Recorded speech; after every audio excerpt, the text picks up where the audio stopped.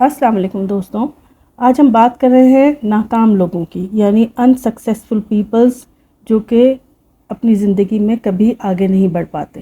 یہ فیصلہ آپ یا تو اپنے بارے میں خود کر لیتے ہیں یا اپنے کسی دوست کے بارے میں کر لیتے ہیں کہ یہ بندہ کبھی آگے نہیں بڑھ پائے گا۔ تو یہ فیصلہ کوئی بھی ایک دن میں نہیں کرتا، بلکہ ایک پوری زندگی یا آدھی زندگی یا زندگی کا بہت سا حصہ گزارنے کے بعد یہ اندازہ ہوتا ہے کہ کون سکسیسفل ہے اور کون انسکسیسفل ہے زندگی گزارنے میں یا اپنی زندگی میں۔ تو اگر ہم شروع سے ہی اس بات پر غور کریں تو بہت چھوٹی چھوٹی عادات ہوتی ہیں جن کو دیکھتے ہوئے ہم سمجھ سکتے ہیں کہ یہ بچہ یا فرد آگے بڑھ کے یا زندگی میں آگے کچھ نہیں کر پائے گا۔ اگر ہم ان عادات کو شروع میں ہی چینج کر دیں تو انشاءاللہ تعالی آگے چل کر یہ زندگی میں کامیاب بھی ہو سکتا ہے۔ یہ بات ذہن میں رکھیے گا کہ یہ کوئی 100% صحیح علامات یا عادات نہیں ہے، بلکہ بعض دفعہ ایسا بھی ہوتا ہے کہ اچانک کوئی ٹرننگ پوائنٹ آتا ہے اور فرد آگے سے آگے نکلتا چلا جاتا ہے۔ جو عام طور پر غور کی جاتی ہیں، جن کی وجہ سے، جن کو اپنانے سے یا جو کہ انسکسیسفل لوگوں میں جو عادات کامن ہوتی ہیں ان پہ ریسرچ کی گئی ہے، تو ان میں سب سے پہلی جو عادات نکلی ہے وہ دن میں دیر تک سوتے رہنا ہے۔ صبح کو اٹھنے سے پہلے کچھ منٹ اور سو لینا بہت اچھا لگتا ہے، لیکن جن لوگوں کو اپنی زندگی میں جن کا کوئی گول ہوتا ہے وہ اس منٹ کو اویل نہیں کرتے، بلکہ فوراً اٹھتے ہیں اور اپنے کام میں لگ جاتے ہیں۔ لیکن جن کو کوئی کام ہی نہیں کرنا ہوتا وہ بار بار سنوز بٹن دباتے رہتے ہیں اور دن میں دیر تک سوتے رہتے ہیں۔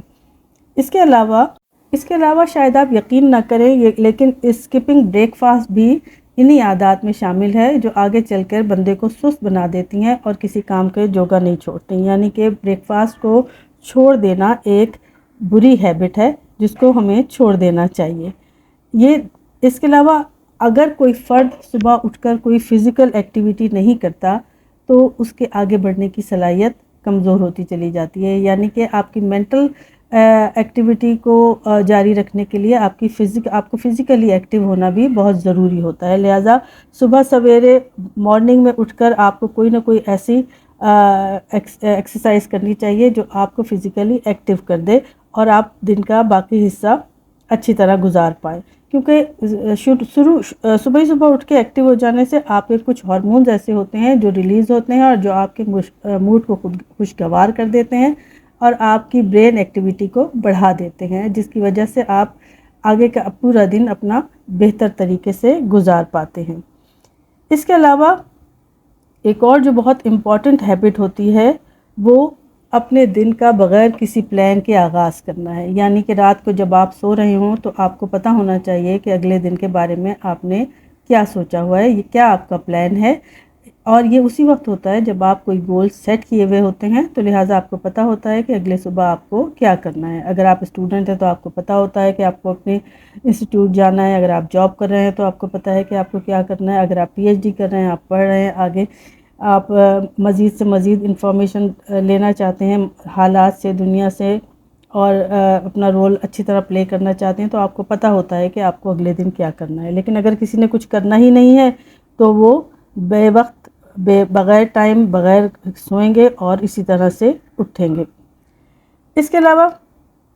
اپنے آپ کو نظر انداز کرنا، سیلف امپروومنٹ پہ کوئی کام نہ کرنا،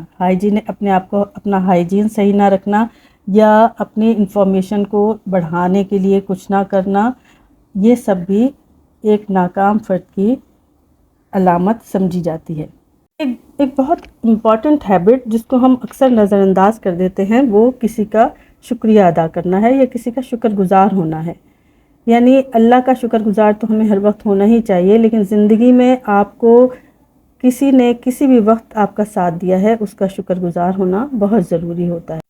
یہ بظاہر عادات جن کو ہم بہت معمولی سمجھتے ہیں اور کبھی غور نہیں کرتے، یہ ہمیں اپنی زندگی کے لائحہ عمل مرتب کرنے میں اور آگے بڑھنے میں بہت زیادہ امپورٹنٹ رول پلے کرتی ہیں۔ اس کے علاوہ اور بھی بہت سی ایسی ہیبٹس ہیں جن کو نظر میں رکھ کر ہم یہ اندازہ لگا سکتے ہیں کہ ہمارا بچہ زندگی میں آگے بڑھ پائے گا یا اسی سست روی کا شکار رہے گا، اور اگر ہم ان کو کنٹرول کر لیں تو یقیناً اپنے لیے، اپنے بچے کے لیے بہت اچھی زندگی پلان کر سکتے ہیں۔ اپنا خیال رکھیے گا۔ اللہ حافظ۔